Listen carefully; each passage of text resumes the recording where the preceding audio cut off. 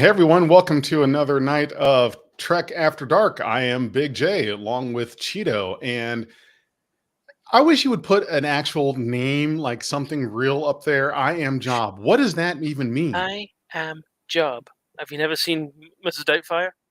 It's a classic. Yes, but it's been a while. Well, yeah, it's been a long while. I am Job. How are you guys doing tonight? I'm not doing so bad. I'm doing pretty good. Good. Yeah, it's been a good night. The weather has been nice out here where I am. The kids are out of school for the summer, so that hit me like a ton of bricks of, oh no, got the kids every day now. What do we do with them? Keep them entertained. So it's sports and all the running around. You know, NerdTube has a huge catalog of videos that they can watch. I don't know if I trust that. I wouldn't. I still say the Valium and the drinks is the best idea. Yeah, all day long. I don't know if I should. Okay, so if just hypothetically speaking, and I'm asking for a friend, if one were to give a child Valium, what dosage are we talking? Is it like a 5 milligram or like a 10 milligram cut in two, or do you mix it with? How long do you want them to be quiet? Yeah. No, I would. Just for the record, I would never do that. Yeah, we are not advocating you actually go and drug your kids. Yeah, that's all we need is a takeaway from this podcast is, look, Big J wanted to drug his kids. No, we're not doing that. God, I wish my kids did do drugs. They might chill out a little bit. Really? You need kids to chill? Mine are 15 and 17 at this point. I can say whatever the hell I want. Yeah. So. I've got 18, 9, and 6. And it's rough because the 9-year-old is a girl. So she's 9 going on 20, 21. Bossy daddy's girl. Oh, man, does she give me hell. I have one of those. My daughter is just like, I call her little mama. Oh, yeah? So, yeah, it's, Alexander, just you wait. Just you wait. Yeah, how old is your young? He's only 5 months. 5 months. 5 months. Yeah. 17 years and 7 months to go, baby. Yep. You might as well just start counting it down now. Just put up a calendar. 17 years and 7 months. Yeah. To go. It's already on my calendar. Yeah. Yep. Well, you said 4 months old? Road. I've set a reminder on my calendar. So, on his 18th birthday, it's like, get out. Yeah. Yeah. No, I wonder now if it really never gets any easier, I don't think, because my oldest is 18. He's just graduated recently. So he's out of school and working and all that stuff. And, I don't know. It's like any more these days. Well, you can't afford to live. So it's like, he may not be moving out, which I don't blame him because cost of living is so damn high. It's ridiculous. Well, let's talk about some Star Trek. And for those of you that are in our audience tonight, thank you very much for joining us. We're going to talk about some Star Trek, which is going to be a crazy thing for us to talk about Star Trek. And we're going to make a commitment now to try as hard as we can not to get into gaming. Okay? I'm serious. Listen, that's my jam. No. Focus. We're not doing gaming tonight. If you do, you're going to your room. We're going to talk about Star Trek. All right. You can talk about Star Trek games. There's a plethora of them. Where's the mute button? That's it. I've had it. I've already had it. Now, so tomorrow is the last episode of Star Trek Discovery. Yeah, so it is. So wow. I'm wondering how they're going to wrap that up, because it feels, from the last episode, it feels like it's still got so far to go. In a way, it kind of does, sort of. By the way, I was talking to my son about this earlier today. We were talking about the last episode and just how awesome was it that Discovery crashed through the shields of that Breen dreadnought to get into their freaking cargo like hangar bay, and Discovery is not a small ship either. Yeah. Spoiler alert. Oh, If you have just give them due warning. If you have not seen last week's episode of Discovery, go away.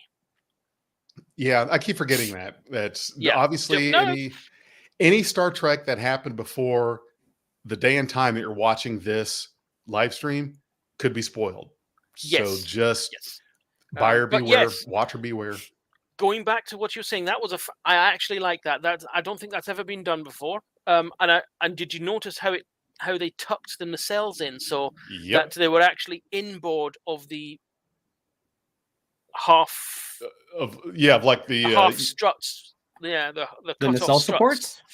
The strut. Well, yeah, they're not really, because the nacelles just float there now. So they're not really supports anymore. I would call them just use pylons. magnets. I used to call it's them still pylons, Bluetooth tethered. No, okay, Bluetooth pylons. There you go. Bluetooth pylons. But so that was I thought that awesome. was quite cool. Yeah. No, that was pretty good. It's just as awesome as the is it the first episode where we see them basically nosedive into the ground. Nosedive into the ground to deflect the avalanche. I just call that the Wing Commander carrier maneuver. Oh yeah, it's what I did in Wing Commander when I. Hey, Cheeto. I'm not talking about games. I'm talking about the maneuver. Nope. You brought. So are we gonna call that the Burnham maneuver? No, would that? Oh no, wait. That would be the. No. That's just a kick out offense. Wait a minute, hold on. I played Wing Commander. I don't remember that maneuver. Oh, here we go. when you go inside the carriers and you start shooting them from inside the hangar base. Yeah, I do that all the time. Okay. Yeah, you cheese that. Anyway, what? Why am I forgetting the first officer's name? I'm so bad with names. Commander Rayner. Yeah. Commander Rayner. We called the Rayner maneuver at this point because isn't he the one that did it? Because Burnham wasn't on the ship. Yeah, he's the one that came up with it. So we got the Rayner maneuver now. But it's the Burnham show, so it has to be the Burnham maneuver. No. Hey Brian, I play Wing Commander on my channel Milquetoast Gaming. Just saying. If you a whole marathon playlist, baby, of Wing Commander. Okay, I tried my hardest. I've lost. We are 9 minutes in, and I've lost control of the live stream. I'm not talking about games. I'm talking about my channel. Did you ever that's good. Well, yeah, I might life have to. Is an illusion. I might have to doubly so. Yeah, I may have to abruptly end this soon, so we might have to do one of the patented Big J abrupt endings. But if there was a black SUV following me home from work today. You too? Oh, they got you this time? Oh yeah. Yep. I was making all kinds of right and left turns, and they were following me, and I think it might have been a CBS van, but we'll have to see. But and we were so my son and I were talking about that maneuver, flying into the green ship, and also he was talking about how all of this stuff, the whole chase and the clues and everything else, like it leads to a portal that goes somewhere else to do another thing. And I told him, I said, well, we just have to see what happens. There's no telling what's at the other end of that portal. Mm-hmm. It's going to be interesting. Yes. But here's the thing though. There's going to be resolution. I'm confident of that. There's nothing that Star Trek has done. Well, okay, let me reword that. I have no reason to think that we're not going to get a resolution in this last episode of what's going on, the plot threads. It's not going to end with still trying to find the progenitor tech. Oh no, I'm saying. There's going to be an end game. Exactly, yeah. And it's definitely what's inside that portal. Okay, but can I ask a quick question then? I mean, sure. Since we're speculating a little bit. Yep. And not even really speculating, but like just like a so what technology are they using for that portal? Because let's go back. Okay, so they hid the progenitor technology back in, what did they say, the late 23rd century, right? Yeah, it seems to be round about Nemesis, Dominion wartime. So late 24th. Yeah, Yeah. late 24th century. Yeah. Yeah, so the late 24th century. So what technology are they using? Because like if you think about it, what technology do we see besides like some weird ancient technology or something like that, like where they have a portal, type thing, or yeah, they are using PIM tech. Yeah. I mean that could be. But like that is my question. Like, are they using like the Borg portal technology that they assimilated from the one species in Voyager, the one that could like or are they using some kind of technology that takes them into a pocket dimension like they had in the first episode with with our shady glasses, like I'm bad with names, I'm sorry guys. So Yeah. but that's what I'm saying, like Who- what who- tech are we using, like what tech in Star Trek in that era? We are very familiar with that era. So what technology in the late 24th century are they using to to portal this progenitor tech? It seems like they go into like this parallel dimension or this pocket dimension, or they're transporting somewhere really far away or something. I think we'll find out in this episode because obviously Burnham's not gone. Right. Yeah. She's gone wherever the other Breen and Maul have gone. Wouldn't that be a weird So ending she's- if like she died going in there and then the last episode is just about Rayner like It's kind like of yeah, they're all dead. Oh, okay. Well, I'm willing to bet that whatever the answer is in regards to what that tech is it's something that we have seen in TNG or DS9 or Voyager that we're just drawing a blank on. Like I can picture different things that it may be.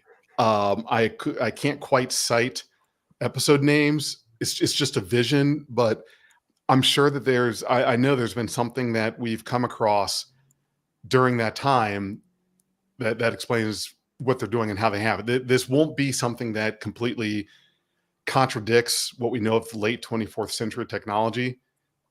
I trust in the writing that if they're going to explore it, it will be one of those, oh yeah, that that makes sense. Something like that. Okay. I just was I'm curious pretty because sure. I'm sitting there going, like when they originally opened it up and they stepped through the portal, it was green. So I'm like, and remember that in Picard season 1, they did Picard used the Borg Queen transport like portal thingy to go to Riker's planet. So I mean, like maybe it's something like that. That might be something that they had access to back then, but it was still kind of a Borg thing. So like, I don't know how they'd have access to it. there's another more traditional character race that uses green a lot. Actually, there's two. The Klingons and more than likely the Romulans. We know that a Romulan scientist was involved with so maybe it's some sort of Romulan tech. Well, that's what I'm saying. But like, I think it's got to be something new or different that we never even saw yet in Picard or in Lower Decks or in Prodigy. They used artificial quantum singularities for warp drive for their warp drives. So who knows? They've probably got portal tech or something like that. They probably found an Iconian portal and that could be and reverse engineered it. Or they made it green because they're Romulan. Made it green because they left it green. Or they could have picked up something from you remember Me when Beverly got caught up in that bubble that Wesley and the Traveler had created. There's that something like that, or some variation of that. Yeah, like I said, whatever it is, whatever they come up with is going to fit well within what we know of late 24th century. Spatial trajectory is an interesting idea because Voyager would have brought back knowledge of that, but we don't know exactly when this progenitor stuff was hidden. Was it before, during, or after the Dominion War? Because I know the Dominion War is mentioned. I got the impression it was during. I think it was during, and Voyager was still in the Delta Quadrant at that point. So I don't think they would have had spatial trajectory tech. Well, but the other thing is that how much time would it have taken to set all of this up? That's the other thing is it could have been all right during the Dominion War. Right, during the Dominion War, oh shit, we need to hide this stuff. We've got to come up with a way we're going to hide it and all of that.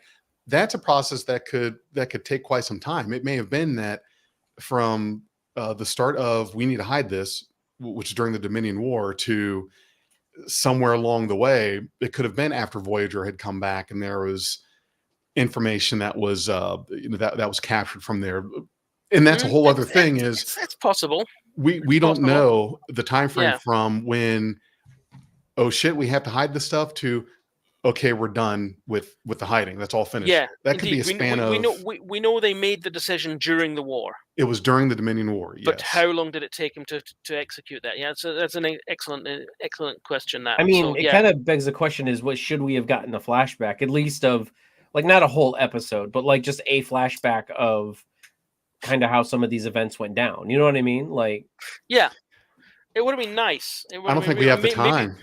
I know, because you only got 10 episodes. It's like, man, like, hey, we might even get started with what, 15, 17 episodes? This would be the time. I think if we're going to get any kind of it'll be this episode flashbacks or setup, anything that goes over and reviews that process, this is the episode they're saving it for.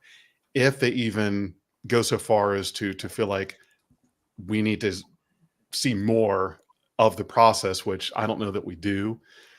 But like we said, 10 episode season, you've got to be, well, you would think that you need to be kind of, discriminatory on what you get into and what you spend time on. But there's been a lot of fluff. I mean, there's been enough fluff where it's like, okay, this is more valuable to know than, racing through the woods with a bowl of water.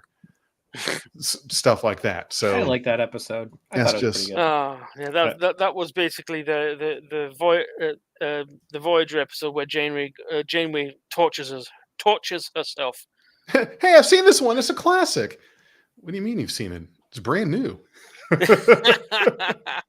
I get that reference and I appreciate it.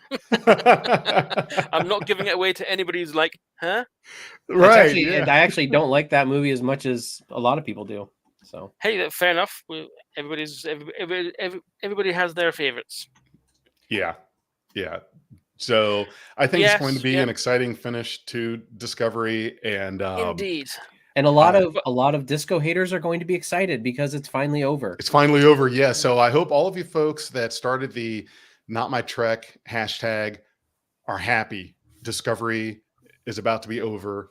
So what's the next thing? What's the next? I mean, technically, next show is Starfleet Academy. They're going to do a long trek called Section 31. But are we supposed to start hating Starfleet Academy? Is that right? Yeah. Oh, they already do. Are you kidding me? Okay. This isn't what we want. We want Legacy. Right. And I mean, don't get me wrong. I want Legacy too. I think it's a great idea for a show. But Academy could be good. Yeah. I mean, it might be. My only problem is the time frame, which is set. But we've already talked about that. I saw people already hating on Section 31 just from that one picture that was released. From one picture. Oh, there's not enough Terran Empire in that picture. No, so someone said, and I quote, "This looks like this looks like it's a shit production." Hold on a minute, Brian. Go to your room. Legacy does not sound lame. All right. Legacy. Brian doesn't like anything. Let me put it this way. I think Starfleet Academy sounds more interesting than Legacy. I'm sorry, interesting, yes. Legacy, okay, so and follow me here. Like, I have no problem with most of the characters on where we left things in Picard season 3. Mm-hmm. But it's going to be more of like Strange New Worlds and stuff like that we've already got before. Starfleet Academy is something brand spanking new that we're kind of like the only thing that's ever done it. And I'm not going to mention a game, but it is a said game that we've ever really done before. On top of that, they kind of ventured a little bit. They just did the tip in Wrath of Khan, where we were, we did a lot with the, cadets and stuff like that. Mm-hmm. So, yeah. And we've seen bits and bobs of the Academy all the way through Trek. So, yeah, it would be nice. Actually, it might be interesting to have a full series based on it. Just don't turn it into 90210 track. Yeah, make it. I was drawing breath to say that. Yeah, like I hate it when people say, "I don't need 90210 track." I'm like, you don't even know if it's going to be that. Like, yeah, right. Who says? Let's. I mean, if it why is, do we assume that? Yeah, if it is, you were right, and I won't like it either. but I'm at least giving it the chance because I think it's an interesting idea. Yeah. Yes. People are already, and I've noticed on Reddit, people are already setting themselves up for disappointment because there's already discussions saying what new ships of the line are they going to design for the Academy show? What's going to be the latest? And some say, it'll be the latest battle cruiser, or blah blah blah blah. No, Academies have beaten up old ships that are no longer useful for line work. Yeah, they're going to put them on the ISS Enterprise. If anything, I think that's a setup for that. Because why introduce that in that episode and have it fly off and then never heard from again in the series? Well, I would like special note to be made that today is May 29th, 7:22 p.m. EST. Big J predicts that in Starfleet Academy in the show that the ISS Enterprise is going to be used as the training vessel for the cadets. But why? The ship is so old. That's the point. It's just a ship. What the hell do you think they're going to do with it? It's too old to be used. It's just it could just be lore building, like what happened to the ISS Enterprise after the Mirror episode. I mean, yes, they can go places with it. That's absolutely possible. Yeah, but I wonder I do wonder if it's not going to be that. Actually, and now that Big J's mentioned it, I'm like, that would make sense. Oh my goodness, HMS Rodney. That was an ugly battleship. Not one of the Royal Navy's finest. If that's what Brian is. Excuse me, this is an American live stream. Let's leave the British stuff out of it. We had Enterprise first. Over there. You did not. We were the first ones having the Enterprise. No, we had the first Enterprise. Oh, it was a captured. I'm pretty sure from the French Enterprise, and it was renamed HMS Enterprise. Ours was the USS Enterprise. Yours was what the BC. What is it? BCS over there? What? Some made up thing called HMS. Yeah, HMS. Yeah, no, it's His Majesty's ship. Her Majesty's ship. Yeah. Yeah, so it was the first naval enterprise because they captured a French ship called L'Enterprise. So it was the very first naval enterprise, and we've had more enterprises concurrently than the U.S. Navy. We still have an Enterprise now. Call INS, somebody, please. Where are you? Just stay where you are. Stay right there. I mean, he's in space. Okay. Can't you see behind him? Right, he's in space. That was quick. I'm getting swatted. Hey, that would be a neat trick, seeing that most of our police are not armed. True. We do have armed police, but you really, really have to aggravate them to have them come out. Yeah, they'll just come in and beat you with their billy clubs. Right. And pepper spray and tasers. We have tasers. They love their tasers. Put you on the hood of the police cruiser and start beating figure eights in the back of your head. Yeah, in America, you don't have to really do much of anything to get shot at. No, not really at all. I mean, yeah. Not to go too far into that, but I understand why some cops have itchy trigger fingers. I have seen absolutely normal, run-of-the-mill traffic stops go from absolutely normal to shit crazy in seconds. Well, here's the other thing. It takes more time to go through and graduate barber school than it does to be a cop. It takes... It's easy. Yeah. Like it's nothing. Yeah, our police go through a proper academy and everything like that. It's a National Academy for Scotland, National Academy for police down south. Then we're just handing them guns. Police, yeah, and they go through rigorous training. Rigorous training. They're also vetted as well. I actually got an application. This is crazy talk. This is crazy talk. I don't know where it is you are, but that sounds like socialism. It's horrible. I love how socialism is suddenly a really bad word. Are you making a livable wage? How many managers do you have? Do you live with your parents? If you can't answer correct to any of that stuff, then that means that you need some democracy. You need to not be living. If you're making enough to live on, and you have your own you have your own domicile, or I'm sorry, your own flat, then we need to Flat. send you some democracy. Yeah. Wilhelm Saunders earlier said he was asking about Starfleet Marines, a show about Starfleet Marines work. Maybe a movie. I mean, I love the Makos from Enterprise, but the Marines, the Marines were disbanded once the Federation became a thing, and Starfleet took over. There are no Marines, so all these. That's one thing that really annoyed me back in the back when Enterprise first started. Suddenly, all the play by email RPG groups and everything, they all had a Marine detachment on their ships. It's like, dude, the Marines haven't existed for 250 years. Right. You know. Well, I think that the implication is supposed to be, and by the way, Stephen Ross, thank you very much for your contribution that's cool. to the channel. Always appreciate it. I get the impression that it was assumed that if you're going to be a security officer on a starship, that you be trained well enough to where you're not supposed to have to be in a special unit. Yeah. Like your everyday security officer should be just as good as a Mako without having to be called a Mako, not have to be something special. Yeah, exactly. Starfleet wasn't that refined back then. I bet you they refined it when they started integrating more cultures into the Federation and Starfleet. Exactly. Yeah. So right. Once it was officially chartered by the Federation, that it all just got merged into one big massive group. And to what Stephen was saying, just to show it again, the Constellation class USS Stargazer would be over 800 years old. That's a little bit over too 900, old. I think, because that was in the Lost era, right? So, well, I think the point that he's probably making is it's newer than the Constitution class ship that they're sitting on.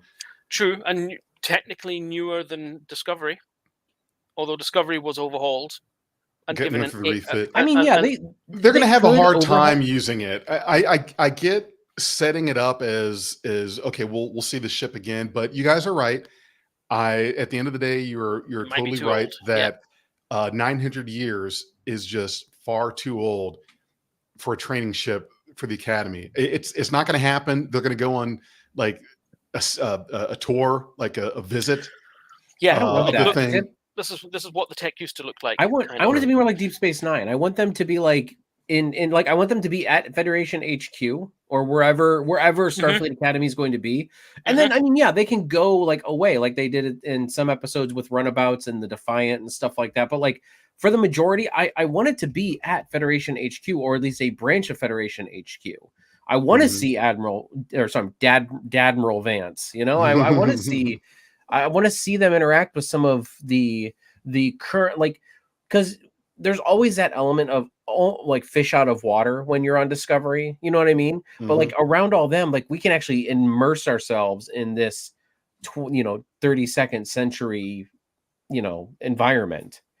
That's kind of what I want. And that's why I'm very surprised anytime I hear pushback in regards to when the Starfleet Academy show takes place. Like, why isn't it during the after Picard season 3? It's because you've got more story right now. Earth just rejoined the Federation. A lot of planets just rejoined the Federation.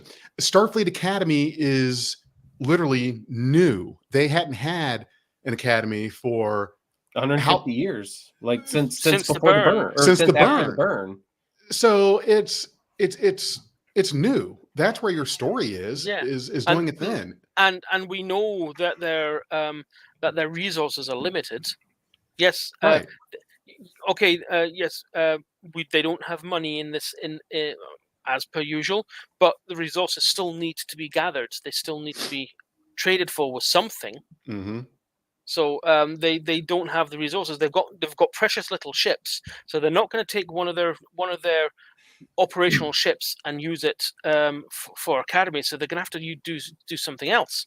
And that's actually a really good point, because the Federation is still coming off of the burn and being pretty much a third a B-list, organization, Yeah. maybe even C-list organization. So it would kind of put a little bit more emphasis on, like, it'll be a New Hope scenario, because Right. like everybody's like, well, why did the rebellion only have some X-wings and Y-wings at their main base? Rogue One explained that, you know what I mean? Like, why? So it's like, so like, let's say that the Battle of Scarif is like the burn, and then that explains why the Federation doesn't have a lot of ships right now. Mhm. And we can actually feel that, because right now it's like, yeah, it doesn't feel like that, because it's like, oh, well, I mean, Discovery's jumping all over the place. It can be anywhere instantly, but you really don't feel the scope of how thin their forces are. And not forces, but you know what I mean? The Federation, how thin the Federation yeah. is. When the headquarters was threatened by the Breen dreadnought, there are only about 2-3 ships managed to get there to lend a hand, just in case it went down to a firefight. Starfleet is still finding a way to manage to be outgunned and outclassed in situations where. I mean, you saw have what they happened not to the learned fleet. their lesson? Learn the lesson. Why do you keep finding a way to present yourself with complete annihilation? Why would you know that the Breen or any power has a ship that fucking big?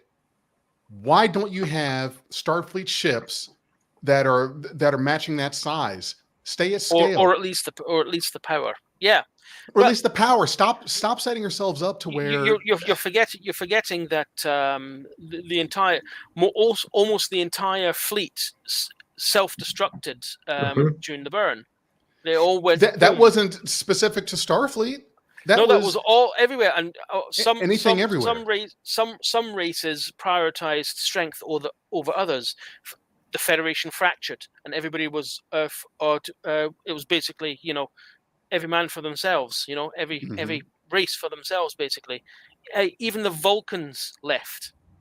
I mean, they were founding members, so you had a ragtag bunch of people who still trying to keep Starfleet running, and they had very limited resources, and they were just running on ships that survived the burn. I mean, how were the Breen able to have the resources to construct a ship like that, and Starfleet doesn't? Because I think go ahead. Yeah, they're empirical. They conquer. Yeah, I was about to say they take the resources, whereas the Federation is just kind of suffering through. Like they're not willing to go around and just take resources from people that they need, because there was dilithium left. It's not like there was no dilithium. Like there were ships still using dilithium, and there were other modes of I mean, the Breen freaking had transwarp, apparently, like transwarp gates. That's something they kind of glossed over in what was it, last episode or the one before? Yes, it's that's a good point. It's a uniform. I've had this debate with someone else on a Facebook group. It's a uniform. Why they didn't need the helmets when we saw them in Deep Space Nine, where you even said that their planet is actually quite comfortable. Yeah, they use it for intimidation purposes, and it's a uniform.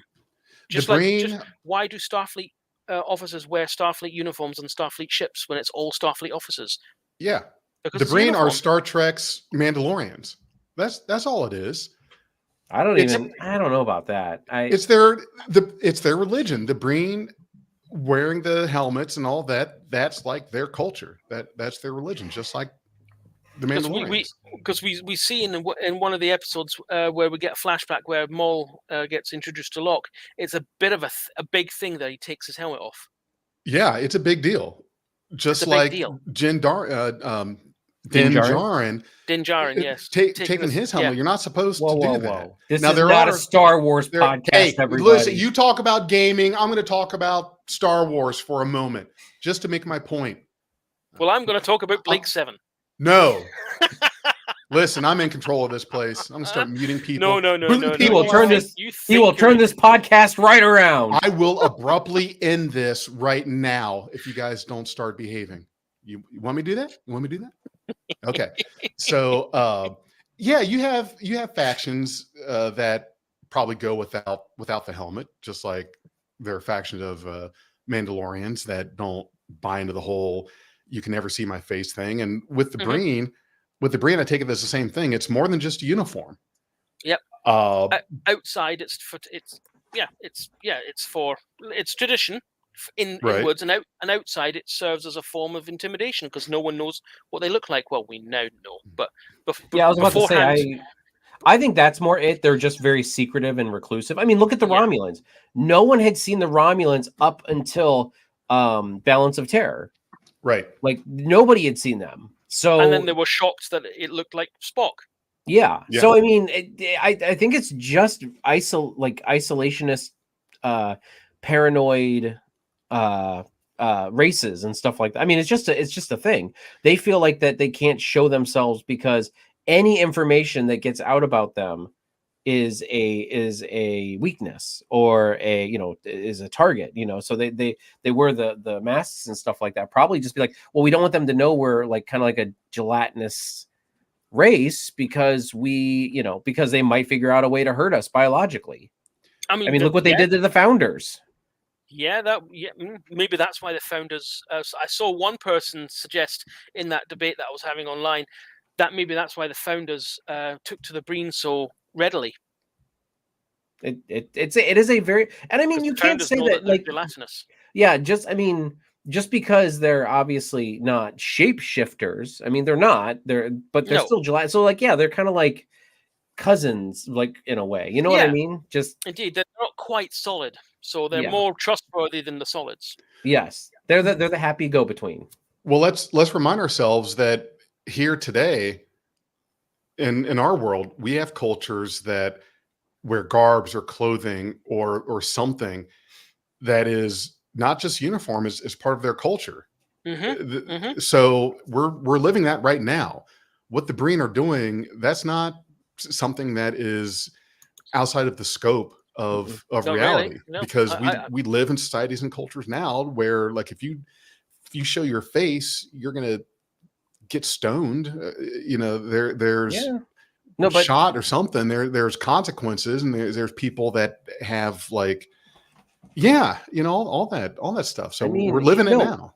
I mean, really, like you can pretty much draw a line between, a lot of like nationalities and a lot of cultures in the world today to most of the races in Star Trek. I mean, the Klingons, you kind of got like the Russians, the Romulans are kind of more like the Japanese, the Ferengi are like the Americans, stuff like that. So, right. I mean, yeah, y'all thought I was going to be like, oh, the Federation's like America. No, let's be real. Like that's Norway, Yeah. Norway is the Federation. We're not going to kid ourselves at all. The analogy for the Federation is not America, not in any shape or form. We are the Ferengi, basically Siamese twins with the Ferengi. I've always said that. Yes. As soon as the Ferengi were invented and fleshed out. I'm not talking about fleshed out. I'm not talking Last Outpost here. When they were fleshed out, the way that we know them now, it immediately took that's the comparison. You might have been able to be patriotic and say, oh, the Federation is like America. No. Not after the Ferengi got fleshed out. Then that's what it is. 1,000. And I mean, there's an argument for like America, maybe like 70, 80 years ago, maybe. Sure, maybe there's a hint, but like no, like there's no way America right now is like the Federation at all. Period. Brian says that the Klingons were based on Vikings, which I can see. A lot of people call them space Vikings. Yeah. So I can see that. I totally get that. I'm trying to think. Here's our claim to fame. What race would be the UK? I'm trying to think. What race has like a real like a monarchy that like is pretty consistent? I don't know. Are you what Star Trek race would be like the who? UK? The UK? Like what? Monarchy based? Maybe not race, but like organization. I don't know. I mean, I don't know if there's not very many. I mean, what's Billups's in You know lower what- decks? What's you know his what the race? f- I don't was remember. gonna say the first thing that popped in my head when you said that, I thought Vulcan, but Billups For the is UK? people. I don't know why it popped in. That was just the first, like that was the Listen, race knee stance. jerk. You're not supposed to think of the first thing that pops in your head, okay? It was the first thing that popped in my head. What did you do, Ray? I'm so sorry. Oh man, yeah. No, I don't think there is a direct analogy. Not like Fringy in US. Not a strong bedfellow like that. Okay, how about no? You know what they are? The British are kind of like the Iconian, or the not the Iconians, the progenitors. They kind of the British kind of seeded themselves all over the world. Yeah, there you go. There you go. Freaking conquering, taking everything. Because didn't they say the progenitors were originally like a very aggressive, or is that the Iconians were an aggressive? The Iconians used their portal technology to go anywhere, anytime they wanted, and they could take anything they wanted. So they was apparently they actually, you know, Cardassians. British doctrine at the time was make the world Britain. So, and that's what the Iconians did. What they Star made Trek race would be Canadians? Oh, what's the nicest race? Like, the nicest. And they say race. sorry all the time. Riser. Ooh, Risons. Yeah. Well, okay, that's a good one. Yeah, they're nice. I was going to say either that or Beta Zeds. They've always come off as very nice and polite and friendly. Yep. Yeah. Apart from Cardassians. I mean, industrialist. Like, because Cardassia is very like. Cardassia is the Russians. Yeah. So then, would that make the Klingons more like the? Well, I guess the Klingons would be more like Vikings. The Vorta are two later, in addition to the Star Trek universe. We're talking about the fundamental. Yeah. The big. That's what this podcast has turned into. Yep. We're gonna one for one all the races with the nationalities of the world and cultures of the world. But if we're using Cardassians, they came in later with TNG and whatnot. So. I don't know. I mean, I'm trying to think. Russia. I mean, China. China's a big like industrial and very like organizational. Like not organization, but like they're really like progressing. And Cardassia before the fall, well, like with the Klingons and the Dominion, they were really like, I don't want to say progressive as in like culture, progressive as in like they were expanding fast and making themselves a like territorial power. And even in TNG, because that's when the border wars were going on with the Federation. Hey, real quick, look, I'm not the only one that had Vulcans pop in when talking about the UK. See, there's another name. Backstage, me and Cheeto were talking about how you pronounce names. How do you pronounce that one? Whoops, sorry. Oh no, you go, you do it. Okay. Olam Drab. Olive. I say Olam, yeah, Olam Drab. Olam Drab. That's how I think it's pronounced. Alec has always said olive drab. Oh, so we'll let them correct us if we're wrong. But I'm going to say something controversial here. Right. Yeah, wait, Andorians are Italians. I can see that. Okay, go ahead. Sorry. China. Packlids. China's always copying. Ooh. That's oh man, that's a little. They don't give a rat's ass about copyright. Well, I mean that's true, but I really think the Cardassians in China controversial. I just here's the problem. The Chinese are not so unintelligent that it actually makes them dangerous. That's the problem. The Packlids they're unintelligent to a dangerous level, to where they're like that's what makes them even more threatening than say. Actually, no, that's a good point. So Packlet or North Korea. Got it. Okay, moving on. Oh my God, you're gonna get us bombed. there's going to be nuclear war Romulans, now. I don't think they'd be China because China's not really isolationist. That's why I said Japan, because Japan until about 1900 was pretty much an isolationist country. Right. Like they didn't venture outside their wall, like their island until World War One, like even A little bit before that. maybe a little bit before that. I know it was not until like the turn of the century. I like mean, 1900. they had a serious hard-on for China. Yeah. But that's And why I they say were- the Romulans are like China. Like, I just very isolationist, very protective, very Sure, I could go with that. No, I could go with that. Yep. Mm-hmm. Nazis fit more not Nazi type ideology. Cardassians. Okay. Well, I mean, there's really no one for one. I mean, there's really not. No. Right. And they kind of Except for change the around a little Ferengi bit. and the United States. That's really the only one. Some races fit perfectly in current earthbound societies, and some are a mishmash. We need our Grand Nagus Rom is what we need here in the States. We need our Grand Nagus Rom. We don't need Zek. We don't need any more Zeks. No we more need a Zeks. Rom. Yep. And What do you call certainly 1,000 politicians at the bottom of the ocean? progress. A good start. Okay. Listen, There's more than 1,000 of them. Rick Shoes, man, I'm all for it. Yeah.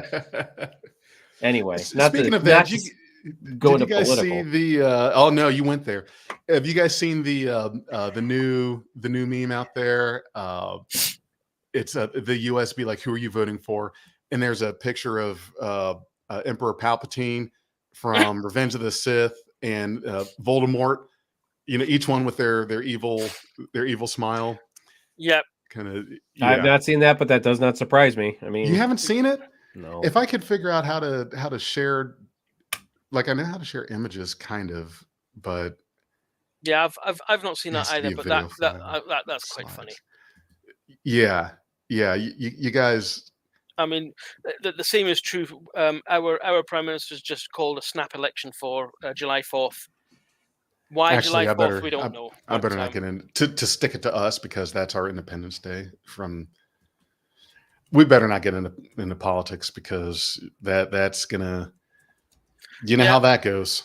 Yeah, it degrades very, very quickly. People don't know how to behave. It's because we cannot have logical adult discussions over here about anything. Not Star Trek, not politics, not nothing. No. Rick B, you are wrong. The Indians could not be the Ferengi because the Ferengi are one for one the United States. Yeah. One for one. There's no debate there on that one. Really? I'm gonna have to unhighlight that. They've taken capitalism and turned it to 11. Yeah. Yes. And that's the United States. And then if you go back down to 10, then you'd be the Ferengi.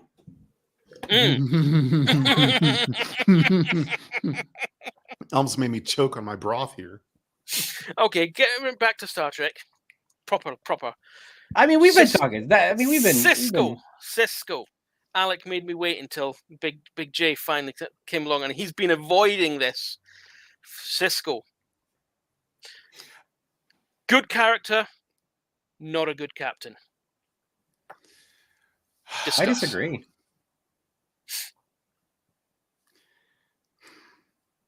I would have to disagree on that. And I know where you're going on this. Usually any discussion about Cisco and the gray area that he lives in comes from his character during the Dominion War. And this is the defense that I give Cisco for his actions. And it all comes from in the pale moonlight. If there's any discussion about Cisco, this is my opinion. Any discussion about Cisco and where we talk about his character and any fault in the character, that episode is going to be brought up. Him being a party to murder, to bribery, high crimes. That's not the let me just say that's not the reason why. Yeah, is it the episode where he's hunting after Eddington? It's the one where he uses biogenic weapons. That's not Starfleet. I knew that's exactly where you were going, because and he also endangered his entire crew for vengeance. Eddington was right in calling him Javert. That's exactly who he is. I agree with you that he should have called him. It's a brilliant character, fantastic character line. Not the best captain in all of Star Trek that everybody seems to put him on. Yeah, but here's the thing. I've always seen Cisco having to have not a different set of rules, but like a different set of, like a different set of settings, not boundaries. I don't know what, because he's not a captain of a starship. He is a captain of a space station that is literally this focal point of a major events that happen within the Federation. And I get it. You're right about the whole obsession with Eddington thing. Did he go a bit far? Yes. But he had to. Here's the thing. Think about it. Did he though? Cisco, yes. Cisco showed us that everyone gets to a point where success is your only option. And you are not leaving until you've succeeded. And it does not matter what it takes to get there. There are a lot of people that would have stopped well before Cisco. The thing that makes Cisco such a strong character is that it's his great-great-grandfather. His great-great-grandfather, Preston Cisco. Thank you. I was waiting for my moment to throw that in there. Thank you. I appreciate the plug there. Thank you. What he showed is that when a person gets to a point where that has to be done, where you have to pull out all the stops to accomplish something, that Cisco can and will do it. It's not his first option. He went through the whole gambit, all of the lists, all the options. And he gave him several opportunities. Yes. But see, here's the thing. In order to capture this person, when you've gone through all 9 steps, and step 10 is now what weapons, bioengineered, biomechanical weapons, or I can't remember what it was he fired at the biogenic. Biogenic. That's biogenic. I don't remember the actual name. It was it biogenic or something like that? He just made the planet inhabitable for humans 50 years. So here's the thing, though. Look at your captains and take that event as step 10 of what it takes to capture someone. You also have to measure the response of who are you going after and what kind of damage and carnage can that person cause. And here are my 10 steps of what am I willing to go through to get this person. There are a lot of captains, a lot of characters that would not have made it past 5 steps. There are some that would have tapped out after 7 or 8. Where would Kirk have stopped? Would he have gone as far as Cisco did? That's the thing, is Cisco showed you that you don't want to mess with this man. You will be given every opportunity to surrender, to make things worse for yourself, but you're going to get to a point where he's going to make your life, not only your life, a living hell, but now suddenly people around him are going to be brought into this carnage also. So you have to ask yourself, how crazy do you want this person to become trying to get you? Now Eddington is thinking to himself, okay, I have pushed this man to this point. I am all up on my high horse talking about the saving lives and doing this, doing that, and everything else. But yet now I've pushed this guy here to step 10. am I at that point where it's my fault now that what Cisco did is my fault, not his fault?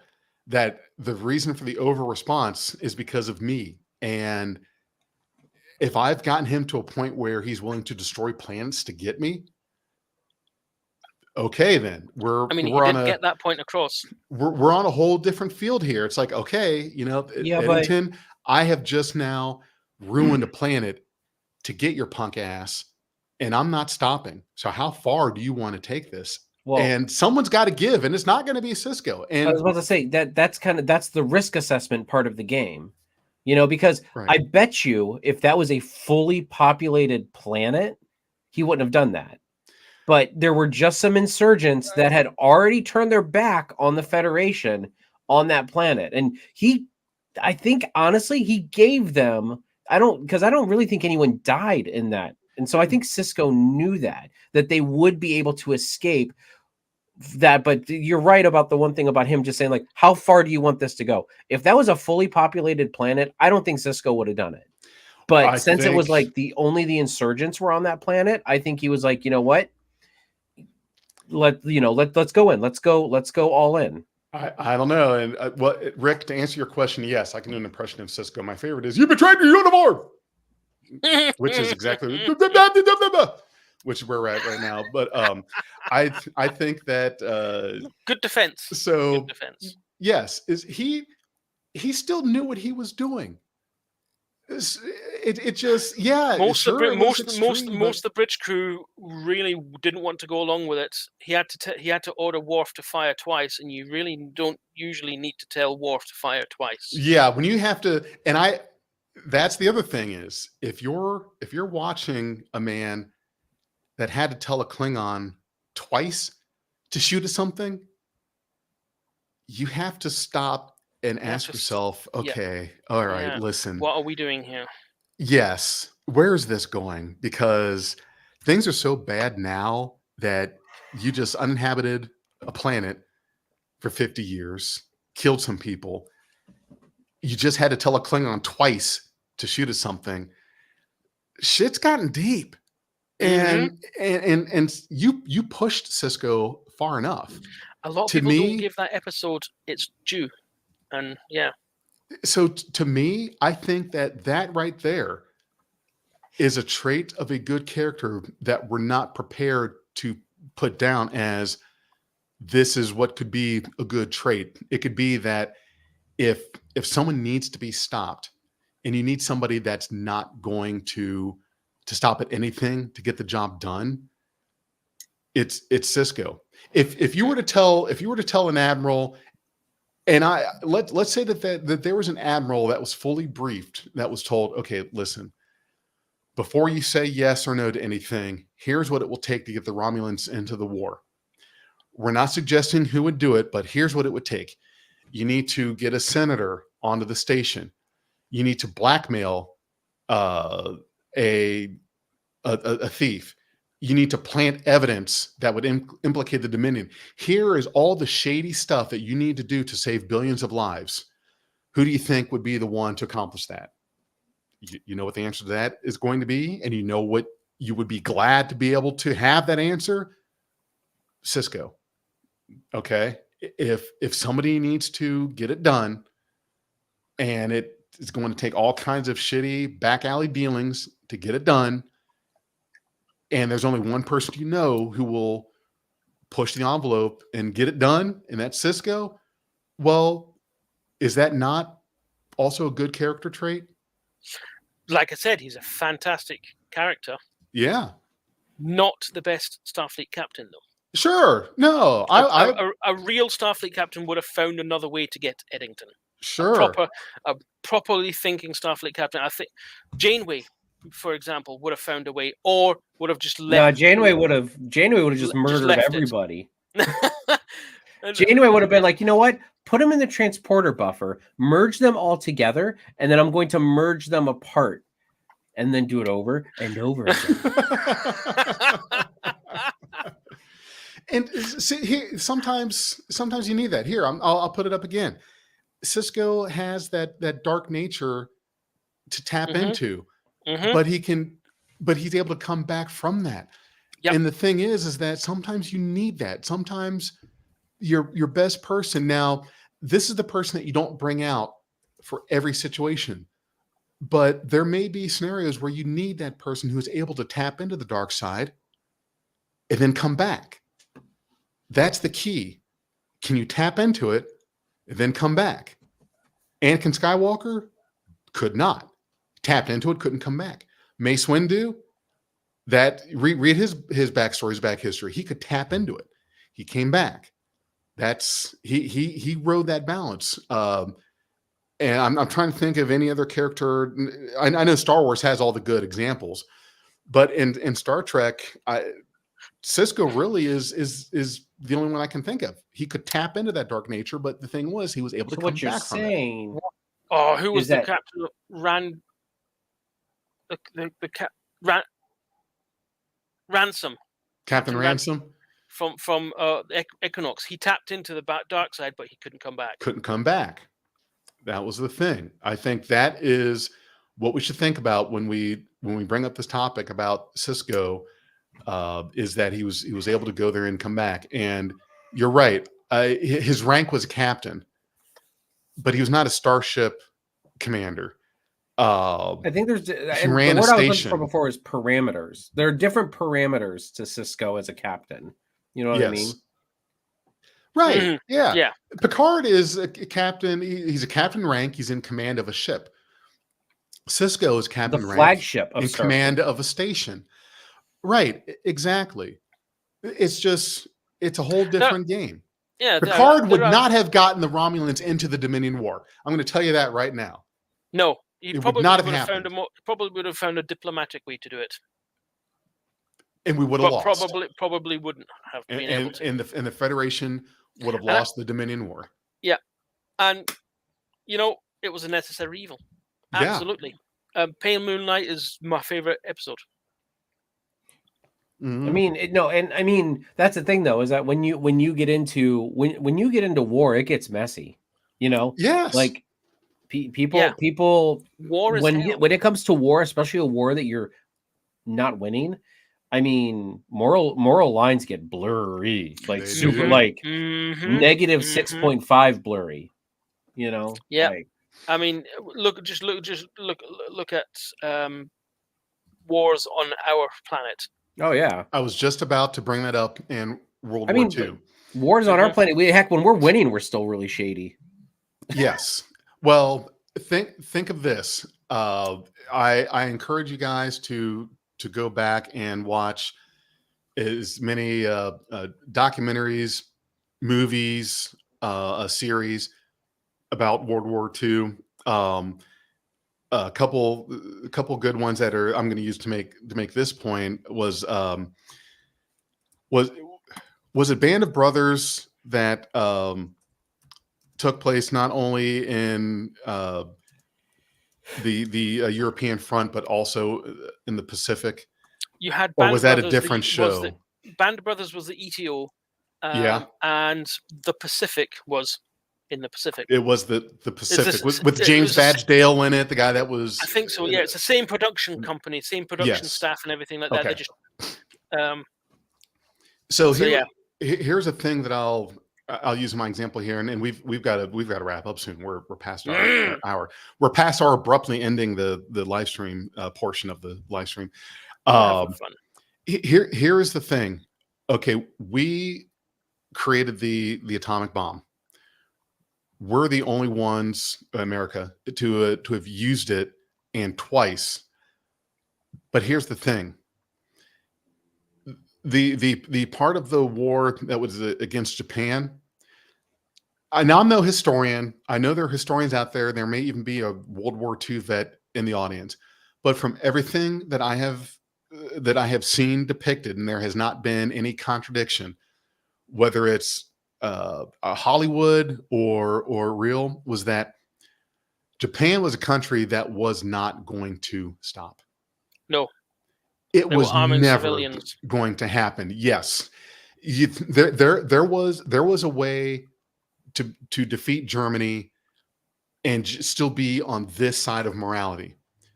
With Japan, that was not going to happen at all. They were going to fight to the last. Yes.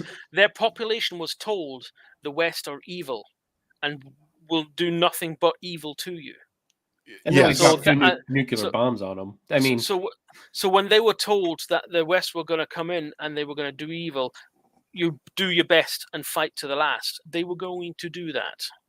And the thing is, the right? projected casualties were going to be in the millions. Invading, you're right, Brian. Invading Japan was not an option. It just there was nothing. It would have been. I think they would have rather have nuked every major city on Japan's island before any kind of invasion. Yes.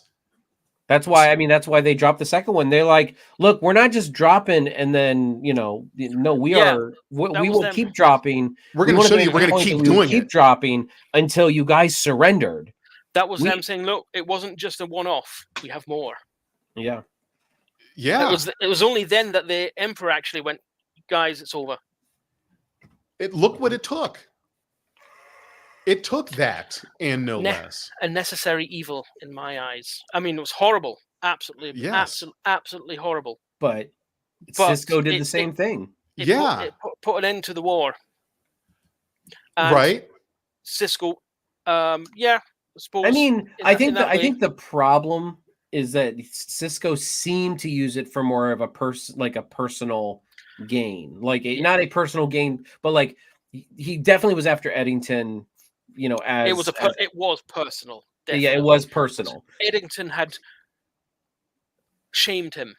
Mm-hmm. He stole stuff and turned his back on Starfleet under his nose. And I mean, another thing that they could have done in this, and I know you're trying to end, Jeff, and this will be my last thing on this episode, but right. But I think one thing that they could have done maybe a little bit better is maybe put Cisco in that position and then have maybe like someone remove him and then they make the call, basically just saying this is too personal for you. Maybe that's what you needed. Maybe it needed to be personal. Mm. There are good arguments for both sides. Yeah. But like I said, fantastic character, brilliant character. Look at this right here. Even after the bombs were dropped, many in the military were refusing to surrender. And the emperor, who had until that point not said anything because he didn't want to risk. I can't remember the exact reasons, but he basically didn't want to risk civil war and stuff like that. He didn't say anything until he saw the power of the bombs and went, right, you know what, guys, I'm using my powers here. And that was all we had. Imagine if they had called that bluff. Yeah. Well, and I mean, there were armed forces from Japan in the Pacific that they didn't stop fighting until.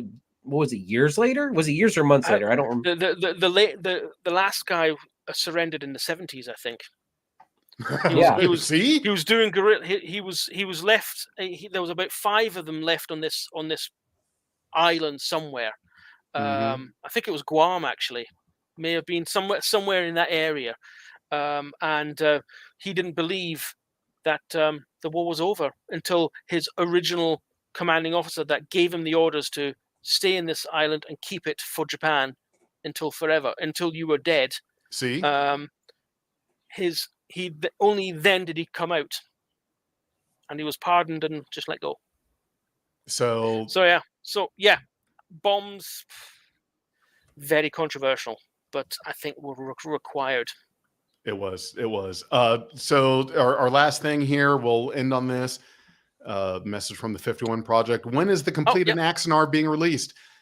Here's the link to the newsletter. It's right down there. The ticker banner that's going. And isn't it? It's in the description as well. If you just want to click on it, if you don't want to type anything, you can. There in the description. There is a click that you can click a link, and it'll tell you we're projecting autumn. End of summer. Fall. Oh, is it fall now? Late summer, fall time. It all depends on how quick the VFX artists can work. Remember, listen, it's like Marvel Studios, man. They keep on they keep on pushing things out. Like it's the nature of the business. That's him. That's the guy I was talking about. Hiro Nodo. and he had killed quite a few people in his guerrilla tactics in the 60s and 70s, but they pardoned him because he was just doing what his duty was at the time. Yeah. So there you go. All right. That's so that's what I was talking about. Yep. Yeah. So yes, we're going to stay tuned on the newsletter. We are expecting Axanar at the end of the summer. VFX works are underway, and I believe that was talked about at the last live stream. I wanted to be on that, but I was not able to make it last week. Nor was I. Yeah, Alec gave us a brief look at some previses, which were quite cool. Okay. Since let's take another minute or two. Can you give us like just a quick over the world view of what the last week's talk was with the VFX, just to give a quick update for anyone that wasn't able to make it last week?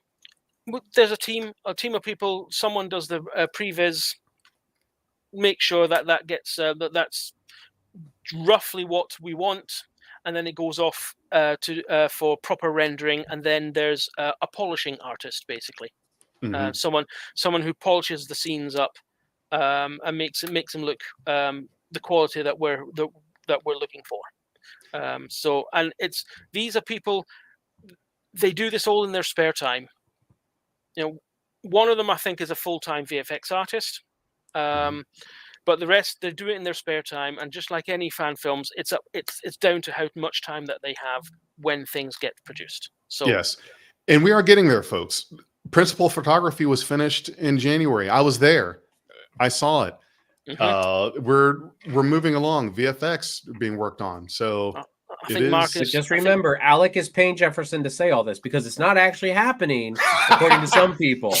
Indeed. Alec actually just ran with your money to an island. Indeed. Yes, he did. And he's paying Jefferson to say these things.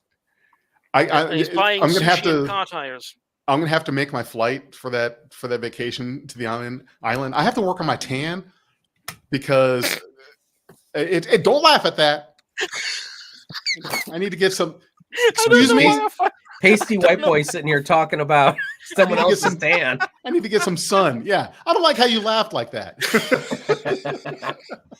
That laugh was a little too hearty. You that were right in my wheelhouse for humor. We call it black humor. Oh, why has it got to be black over there, huh? Or dark? Now it's dark. It makes it worse when you call it's all dark humor. Oh, yeah. Oh yeah. What do you mean dark? You don't have light-skinned humor, huh? How about that? Oh, that was brilliant. There you go, Warhammer and sex toys. There you go. Oh man, yeah. Where's my Jarama Rob or whatever that? What's the not the Toxu Tot? What's the thing I got to put in my carry-on? The the thing that Riker gave Picard and set him up. The Horgon. Yes. The Horgon. Yes. Okay. The Ryzen sex symbol. Basically. Right. Hey, my friend carved one of them. Can we get these extra U's out of humor? I mean, there's he's down in London. He's speaking banned. Queens. Oh no, it's actually King. One of your English, folks just adding U's to words, like just whatever. I'm sure Parliament is trying to find a way to add a U to Star Trek. It'll happen. Star Trek. Yeah. Star Trek. There you go. Don't do it. All right, everyone. I'm changing the card behind me so that it's got a U in it for next time. Oh my God. Yes. Really? You would do that? Man. I will do that. All right, if I remember. Listen, I need to abruptly end this live stream. You keep bringing up new stuff. Stop CBS is here. CBS is coming. Yeah, CBS is here. The suits are coming. The suits are coming. They've been waiting. They've been doing this. They're at my door. They're ready for the cease and desist. Actually, right. there is a black van outside. See, so we have to wrap it up here. Mine's a white van, and it has something written on the side. Something about free Taylor Swift tickets. I don't know why. Ooh, what section? I don't know. No, you ever hear the white vans with like the free something on the side, Of but they're course, actually but yeah. kidnap What, people? Free candy? what section of the concert? I'll take Taylor Swift. I don't know, tickets. whatever section the pedophiles are in. Who knows? Right. Okay. So there's a black van waiting for me and Alexander. Cheetah gotta has a be white black. van waiting for him. They know their audience. They know their audience. I They can't know they know how to capture Cheeto. Listen. We win the bet. We said that we could get you to go to an hour and 15 minutes. We said, I bet we can get Jefferson to trudge along until an hour and 15 minutes this week, Can't and believe we you guys. succeeded. I owe you $1. Can't believe you guys. A You duel. caught me. It was a setup. All right, everyone. $1. All right. I'm abruptly ending this live stream. Goodbye. Peace. Live long and Have a good prosper. one, everyone.